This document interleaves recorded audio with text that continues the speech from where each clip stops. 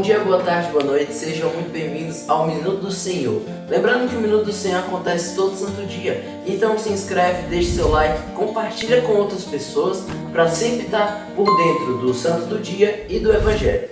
O santo de hoje é São Pedro Nolasco. São Pedro Nolasco nasceu em uma família francesa do século XII e desde muito pequeno ele se sensibilizava pelo sofrimento das outras pessoas. Ele buscava sempre viver uma vida de oração e desde muito novo ele passou a entender a palavra do Senhor e buscava segui-la. São Pedro Nolasco viveu em uma época em que o povo cristão era preso e escravizado por povos não cristãos que não respeitavam a religião. Com o passar do tempo, São Pedro Nolasco ficou órfão e herdou uma vasta herança.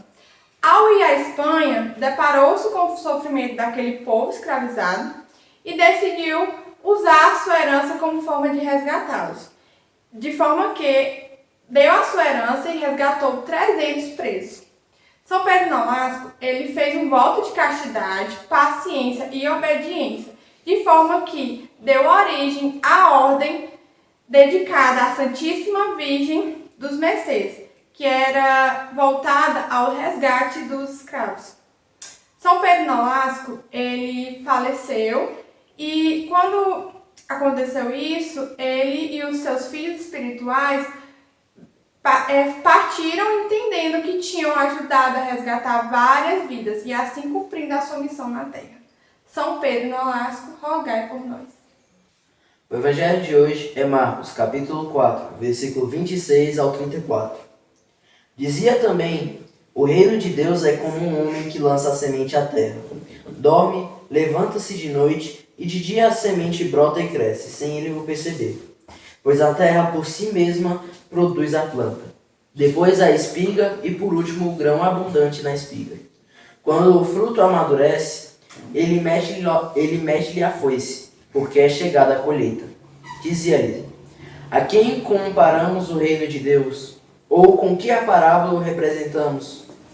É como o grão de mostarda que, quando é semeado, é a menor de todas as sementes, mas depois de semeado, cresce, torna-se maior que todas as hortaliças e estende de tal modo os seus ramos, que as aves do céu podem abrigar-se à sua sombra.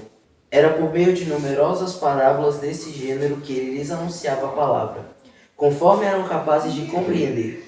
E não lhes falava a não ser em parábolas. A sós, porém, explicava tudo a seus discípulos. Palavra da salvação, glória a vós, Senhor. Bom, falar. Uma palavra que Jesus diz. Quando é semeado, cresce e se torna maior do que todas as hortaliças, e estende ramos tão grandes que os pássaros do céu podem abrigar-se sobre a sua sombra.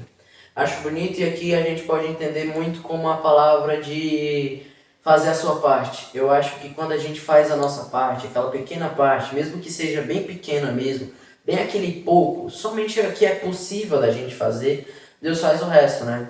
E aqui imagina que a gente plante, um simples ato de plantar uma árvore, não é a gente que vai crescer ela, é a natureza que cresce ela. E depois ela fica muito grande. Mas foi aquele pequeno ato da gente de plantar ali que fez aquela grande árvore. Ou seja, eu acho muito bonito isso. Das pequenas ações da gente poderem ficar imensas. E também da confiança. A gente tem que confiar. Não é só porque uma coisa está pequena agora que ela não vai crescer e ficar enorme na frente. A gente tem que confiar. Tem que ser fiel nas pequenas coisas para ser fiel nas grandes. Errei todo aqui, mas deu para entender. A gente tem que ser fiel nessas pequenas coisas para ser fiel nas grandes. Entendeu? Ou seja, vai crescendo. Realmente com a fé que a gente tem, aquela pequena semente pode se crescer em um grande e dar grandes frutos e abrigar os pássaros do céu.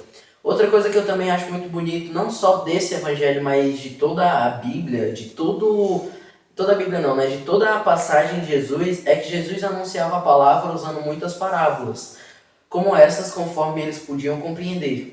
E só lhes falava por meio de parábolas, mas quando estava sozinho com os discípulos, explicava tudo. Ou seja, Jesus ele deixava as parábolas e as pessoas se perguntavam por que ele deixava as parábolas, por que ele não ia direto ao ponto, mas eu acho muito bonito a forma das parábolas dele servirem até hoje, até os dias de hoje. está servindo as parábolas dele na nossa vida, né? E isso é muito bonito. Até mesmo as mais fáceis, as parábolas mais fáceis que ele nos indica, como aquela dos locais, né, onde serão semeados, até parábolas que quando a gente lê a primeira vez a gente não entende nada, e aí a gente tem que ter um estudo maior para entender o que ele está querendo dizer naquele momento. Mas ele sempre deixou parábolas, até os dias de hoje a gente vê que essas parábolas fazem sentido na nossa vida. E quando ele estava sozinho com os discípulos, ele explicava essa parábola para eles, né? Então, hoje eu acho que a gente consegue entender que Jesus se comunicava muito pelas parábolas. Então a gente deve olhar todo esse evangelho que tem parábola e não deixar só as parábolas por lá. Ver o que essa parábola encaixa na sua vida, o que essa parábola ela realmente encaixa ali na sua vida no momento que você está vivendo agora. Procura saber por que essa parábola tá ali, sabe? Procura entender. E a outra também é das pequenas coisas que podem se tornar grandes coisas. Confiar realmente em Deus, né? Um simples ato de uma pequena coisa fazer uma coisa enorme. Então, esse evangelho é muito bonito, realmente. Então, que a gente possa confiar em Deus e entender tudo o que Ele quer dizer a nós.